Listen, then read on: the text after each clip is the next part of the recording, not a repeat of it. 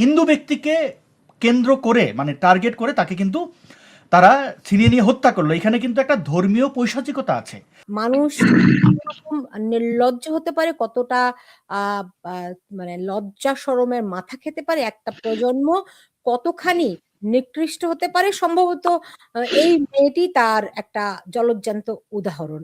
অন্যদিকে আরেকজন, যিনি নিজেকে সরাসরি থানায় বসে দাবি করছে যে সে পুলিশ হত্যা করে পুলিশদেরকে ঝুলিয়ে রেখেছে। আহ আহ, আপনারা জানেন যে একটা হিন্দু পুলিশের কর্মকর্তা, তাকে গত জুলাইয়ে, মানে 24 জুলাইয়ে হিন্দু বলে তাকে চাওয়া হয় এবং শেষে সেই মব তাকে পুড়িয়ে হত্যা করে। ভয়ঙ্কর এক পরিস্থিতি। সে এখন বলছে মাহাদি, আপনারা জানেন যে হবিগঞ্জের মাহাদি, তাকেও জামিন দিয়ে দেওয়া হয়েছে। কোথায় এই দেশ আছে? অথচ কত নিরপরাধ মানুষ জেলখানায় ধুকে ধুকে মরছে। সাংবাদিক এই যে আনিস আলমগীর, কি তার অপরাধ? তাকে 5 দিনের রিমান্ডে নিল, এখন কারাগারে আছে, কবে মুক্তি পাবে তার কোনো ইয়া নাই। এরকম মানুষদেরকে তারা জেলে পুরে রাখছে।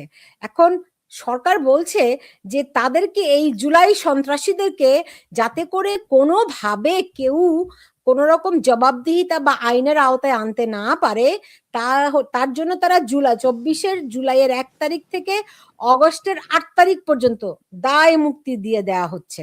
এই দায় মুক্তিটি এতদিন পর্যন্ত ছিল 15 জুলাই থেকে, হ্যাঁ, এখন সেটিকে এগিয়ে 24-এর 1 তারিখ থেকে করা হচ্ছে।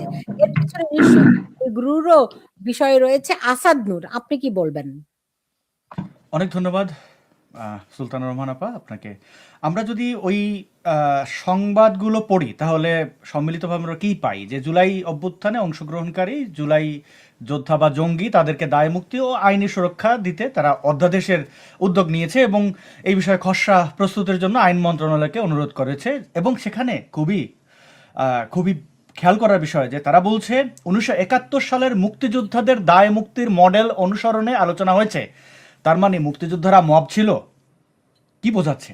শুধুমাত্র জুলাই জঙ্গিদেরকেই তারা রক্ষা করছে না, জুলাই জঙ্গিদের সাথে 1971 সালের মহান মুক্তিযোদ্ধাদের তুলনা করছে। দেখেন 1971 সালে মুক্তিযুদ্ধ কিভাবে হয়েছিল, সেখানে কি আর 24 কি 24-এর পুলিশ কি পাকিস্তানি পুলিশ? 24-এর মিলিটারি কি পাকিস্তানি মিলিটারি? 1971 সালে তাও তো পাকিস্তানিরা নাকে খত দিয়ে স্যারেন্ডার করার পরে তাদের যথাযথ শাস্তি বা যে যুদ্ধ বন্দীদের যে প্রক্রিয়া, সেই প্রক্রিয়া তাদেরকে মুক্তি দেওয়া হয়েছে। তাদেরকে তো তাদেরকে তো আমরা হত্যাও করে ফেলতে পারতাম, তো সেটা তো করা হয়নি। পুলিশকে কি করা হয়েছে? নির্বিচারে হত্যা করা হয়েছে। ধরে ধরে আপনি বলছিলেন এই যে বানিয়াচংয়ের ঘটনাটি, সন্তোষ চৌধুরী এত এত পুলিশ রেখে, মানে ওখানে অনেক পুলিশ ছিলেন, 50 থেকে 65 জন বলা হয়, শুধু এই হিন্দু ব্যক্তিকে কেন্দ্র করে মানে টার্গেট করে তাকে কিন্তু তারা ছিনিয়ে নিয়ে হত্যা করলো। এখানে কিন্তু একটা ধর্মীয় পৈশাচিকতা আছে। এরপরে আচ্ছা এই এই ইউনুস সরকার, মব সরকার কি বলছে আরো, যে তারা বলছে যে সাম্প্রতিক গ্রেপ্তার ও আন্দোলনের দাবির প্রেক্ষিতে বিষয়টি গুরুত্ব দিয়ে বিবেচনা করা হয়েছে। বৈষম্য বিরোধী ছাত্র আন্দোলনের দাবি মতো 2024 সালের 1 জুলাই থেকে 8 আগস্ট পর্যন্ত কর্মকাণ্ডের দায় মুক্তি দেওয়ার বিষয়টি বইটি। কর্মকাণ্ড মানে কি? কর্মকাণ্ড কি আমরা তো জানি, এই যে যত ধরনের খুন খারাপি যা কিছু করেছে, লুটপাট, ভাঙচুর, অগ্নিসংযোগ, সব কিছুর দায় মুক্তি দেওয়া হবে।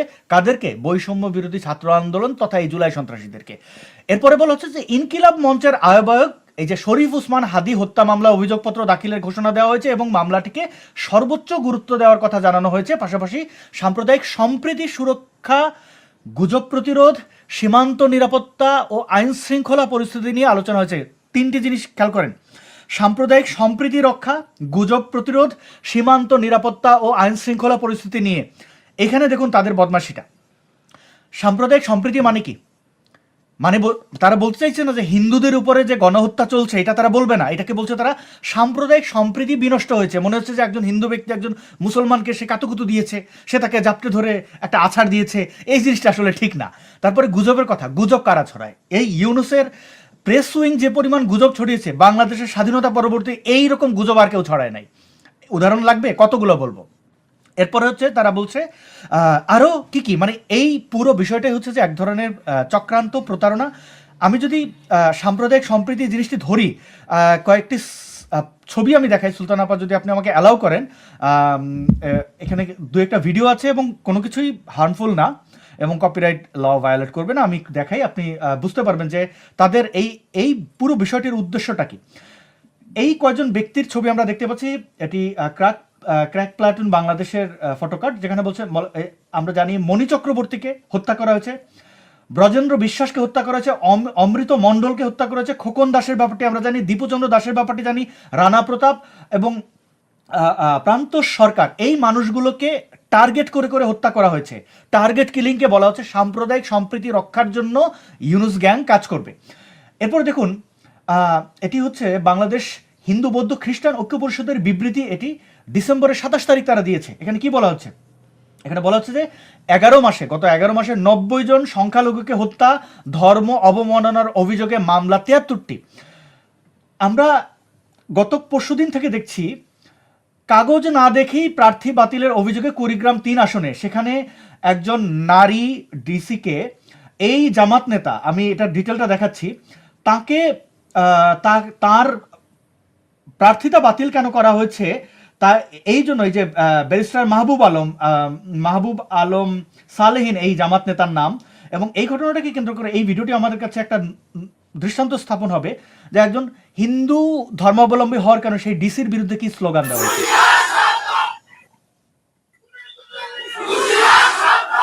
মাহবুবুল আলম, বাংলাদেশ জামায়াতে ইসলাম, ওনার এই মনোনয়ন পত্রটি অবৈধ ঘোষণা করলাম।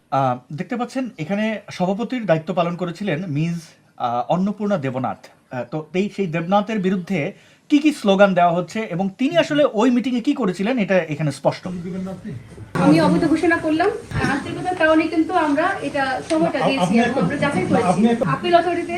আমার মনে হয় সেটা সর্বোচ্চ ভালো হবে। এটি কুড়িগ্রাম 3 আসনকে কেন্দ্র করে ডিসিকে বলছে সামনে উপস্থিত থাকা ব্যক্তিরা যে আপনি ভুল কোনটা শুদ্ধ সেটা তাদেরকে টেবিলে বসে সমাধান করতে হবে, যেহেতু জামাত নেতার প্রার্থিতা বাতিল হয়েছে এবং পরবর্তীতে তাকে ইসকন, তাকে মানে তার ধর্ম টেনে আনা হয়েছে। দেখুন, শুনতে পেলেন ওই সভায় উপস্থিত ব্যক্তিরা চিৎকার করে ইসকনের সদস্য বলা হচ্ছে। এইখানে কোথায় টার্গেট করা হচ্ছে তা তো বুঝতে পারছেন। এবং তাদের যে মবগুলো বাইরে রয়েছে সেই মবগুলো একই সুরে গান গাইল, অর্থাৎ গানের সুর একজন ধরে দিল। দেখেন, ইসকন মানবে না তারা। এই দেখুন, এই ধর্মীয় সন্ত্রাসীরা এখানে বসে নারায়ে তাকবীর আল্লাহু আকবার, ইসকন মানবো না। অর্থাৎ একজন নারী কর্মকর্তা তিনি কেন তার একটি সিদ্ধান্ত দিলেন, ব্যাস হয়ে গেছে, তিনি ইসকন, এবং তাকে টার্গেট করে এই মব দিয়ে তিনি হয়তো বেঁচে আছেন আমি আশা করি। তো এই হচ্ছে জুলাই জঙ্গিদের অবস্থান। এবং আসাদ নূর, এইখানে একটু আমি যুক্ত করি, এই কুড়িগ্রামের এই জেলা প্রশাসক তিনি জামাতি ইসলামের যে প্রার্থীর মনোনয়নপত্র বাতিল করেছেন তার অভিযোগটি হচ্ছে ওই প্রার্থী আপনার দ্বৈত নাগরিকত্ব রয়েছে তার, তিনি ইংল্যান্ডের নাগরিক। কিন্তু ইংল্যান্ডে যে বাংলাদেশে যে ব্রিটিশ এম্বাসি রয়েছে তাদের কাছ থেকে একটি ছাড়পত্র, প্রত্যয়নপত্র আনা দরকার ছিল যে এই মর্মে যে তিনি দ্বৈত নাগরিক নন। তিনি যদি দ্বৈত নাগরিক হয়ে থাকেন এই মনোনয়নপত্র জমা দেওয়ার আগে সেটি তাকে আপনার বাতিল করতে হবে। সেটি তিনি করেননি এবং উপযুক্ত কোনো প্রমাণও দাখিল করেননি। ওই জেলা প্রশাসক তিনি একদম গণপ্রতিনিধিত্ব অধ্যাদেশের ধারা ধরে ধরে তিনি বলছিলেন যে কেন ওই মনোনয়নপত্রটি বাতিল হয়েছে।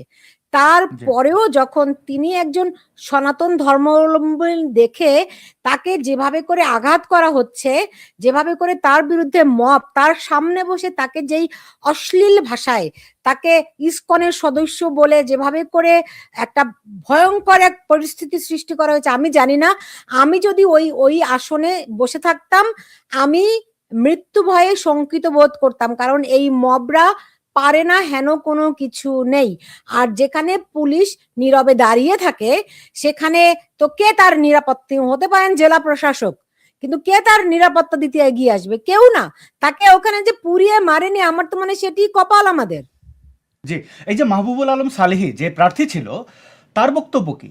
তার যে চাওয়াটা, এটাই তো রাষ্ট্র, এই ইউনুস গ্যাং এটাই তো দিতে চাইছে। সে বলছে যে দ্বৈত নাগরিকত্ব ফগরিকত্ব কি, ইউনুসের নাগরিকত্ব কোথায়, রজার রহমান আমাদের কি সে ছড়ি করাচ্ছে না, আলী রিয়াজের নাগরিকত্ব কি, এই প্রশ্নগুলো আমরা করতে পারি না তো। তার মানে এই জুলাই জঙ্গিদের এবং তাদের যে যারা এলায় রাজনৈতিক সংগঠন, এখন তো আনঅফিসিয়ালি জামাত ক্ষমতায়, তো তারা কেন দ্বৈত নাগরিকত্বের সেই নাগরিকত্ব বাতিল বা গ্রহণ তারা সনদ দেবে? তাদের বাংলাদেশ, তো তারা যেটা চাইছে এখানে তো স্পষ্ট।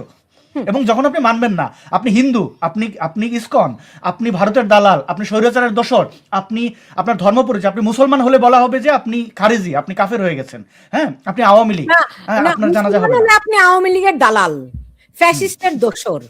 আর হিন্দু হলে আপনি ইসকন, ভারতের দালাল। আমি একটু তানভীর লিঙ্কনকে যুক্ত করে নেই, তার একটু মতামত নিয়ে নেই এখান থেকে, বেচারা অনেকক্ষণ ধরে বসে আছে। তানভীর লিঙ্কন, আমি জানি যে আপনি এই ঘটনা সম্পর্কে ওয়াকিবহাল। যে পরিস্থিতি হচ্ছে এটা তো মোটামুটি পাকিস্তানের কায়দায় অগ্রসর হচ্ছে। পাকিস্তানের যেই আপনার আসিফ মুনির সেনাপ্রধান, তাকে যেভাবে করে দায় মুক্তি দেওয়া হয়েছে, এখন এই জুলাইয়ের আন্দোলনকারী, তথাকথিত আন্দোলনকারী জুলাই যোদ্ধা কিংবা অনেকে বলে জুলাই সন্ত্রাসী, তাদেরকে যে এই দায় মুক্তির প্রক্রিয়া চলছে, পুরোপুরি একটা পাকিস্তানের মডেল ফলো করা হচ্ছে। আপনি কি মনে করছেন? ধন্যবাদ সুলতান আপা। আসলে আমরা তো এখন পূর্ব পাকিস্তানেই আছি। আপনি তো এটাকে বাংলাদেশ বলার কোনো সুযোগ মনে হয় না যে এই ইউনুস এবং তার জঙ্গি বাহিনী রেখেছে। তো যেহেতু পূর্ব পাকিস্তানে আমরা আছি, তো আমাদের সবকিছু তো পাকিস্তানের আদলেই হওয়া উচিত। আমি মনে করি যে দায় মুক্তিটি তারা এখানে করার চেষ্টা করেছেন, তারা সবই করতে পারে, কারণ এখানে তাদের কাছে আইনের কোনো নিয়ম নেই, তাদের জন্য সংবিধানের কোনো বালাই নেই। তাদের যখন যা দরকার তখন তারা সেটা অফিসিয়ালি হোক আনঅফিসিয়ালি হোক, সেখানে গেজেট নোটিফিকেশন হোক, হোয়াটএভার, তারা এটা করে ফেলতে পারে। আপনারা বাংলাদেশের দায় মুক্তির যদি ইতিহাস দেখেন, যে বাংলাদেশের যে জঘন্যতম যে ঘটনাগুলো ঘটেছে তার ভিতর দিয়ে কিছু দায় মুক্তি এসেছে। প্রথম হচ্ছে 1975-এর 15 আগস্ট বঙ্গবন্ধুকে হত্যার পরে দায় মুক্তি দেওয়া হয়েছিল ইন্ডেমনিটির মাধ্যমে। ঠিক তেমনি 2001 সালে বিএনপি জামাত যখন ক্ষমতায় এসেছিল, তখন যে সারা বাংলাদেশে আপনারা দেখেছেন যে তখনকার সময়ে তারা যে অপারেশন কি জানি একটা নাম দিয়েছিল, সেটার নাম করে সারা ক্লিন হার্ট, অপারেশন ক্লিন হার্টের নাম করে সারা বাংলাদেশে প্রায় 84 জন মানুষকে তারা কিল করেছিল, সেটারও দায় মুক্তি দেওয়া হয়েছে। তো সুতরাং দায় মুক্তির অধ্যায়ে ইতিহাস শুধুমাত্র তারাই যখন বাংলাদেশ বিরোধী চক্রটি বাংলাদেশের রাষ্ট্রীয় ক্ষমতাটিকে বারবার খামচে ধরেছে। যারা 71 বিরোধী শক্তি, যারা স্বাধীনতা সার্বভৌমত্বের বিরুদ্ধ শক্তি, তারা যখনই রাষ্ট্র ক্ষমতায় আসীন হয়েছে তখনই তারা এই ধরনের অপকর্মগুলো ঢাকার জন্য তারা দায় মুক্তিগুলো নিয়ে এসেছে। কিন্তু দায় মুক্তি দিলেই কি তারা আসলে দায় মুক্ত হবেন? সেটা কিন্তু না, কারণ ইতিহাস কিন্তু বিদায় বলে না, ইতিহাস বারবার বলে যে ইতিহাস আমরা ফিরে আসি। 75-এর 15 আগস্টে বঙ্গবন্ধুকে হত্যার পর যে ইন্ডিমনিটি দেওয়া হয়েছিল, সেটা কিন্তু 1996 সালের আওয়ামী লীগ সরকার যখন গঠিত হয়েছিল 21 বছর পর সেটা কিন্তু সে দায় মুক্তিটি রহিত করা হয়েছিল। এবং তখনকার এই দায় মুক্তিটির ব্যাপারে তখন সুপ্রিম কোর্টের এটি মতামত চাওয়া হয়েছিল, এবং তৎকালীন সময়ে আপনার বার কাউন্সিলের সভাপতি ব্যারিস্টার শফিক আহমেদ, যিনি পরবর্তীতে আইনমন্ত্রী হয়েছিলেন 2009-এর নির্বাচনের 8-এর নির্বাচনের পর, তিনি তখন বলেছিলেন যে অবৈধ কোনো জিনিসকে যখন জায়েজ করার চেষ্টা করা হয় এবং সেটা যখন সত্যকে আড়াল করার চেষ্টা করে, সেটার আসলে সুপ্রিম কোর্টের কোনো মতামত এখানে দরকার হয় না। এখানে যদি সংসদের সংখ্যাগরিষ্ঠরা সেই অধ্যাদেশটি বাতিল করে তাহলে সেটি বাতিল হয়ে যাবে। এখানে আইনের কোনো ব্যাখ্যা বা কোনো কিছুর দরকার না। আইন বিরোধী যখনই কোনো কর্মকাণ্ড সংগঠিত হবে, সেটা যখন চূড়ান্ত ভাবে আবার আইন দ্বারা সেটাকে প্রতিস্থাপন করা হবে, আলটিমেটলি অবৈধ এবং ইলিগাল জিনিসগুলো অটো এলিমিনেট হয়ে যাবে এবং আইন তার নিজস্ব গতিতে চলে। এই দায় মুক্তি অধ্যাদেশ যারা জারি করেছিল তাদের কিন্তু বাংলাদেশে বিচার হয়েছে। সুতরাং যতই চেষ্টা করা হোক, যতই সাধনা করা হোক, যতই অধ্যাদেশ জারি করা হোক, রাতের অন্ধকারে দিনের আলোতে যাই করা হোক না কেন, বাংলাদেশে 2024-এর 5ই আগস্ট যে তথাকথিত বিপ্লব বা গণ অভ্যুত্থানের নামে যে ঘটনাটি ঘটেছিল, সেটি রাষ্ট্রের বিরুদ্ধে একটি ভয়াবহ জঙ্গি হামলা।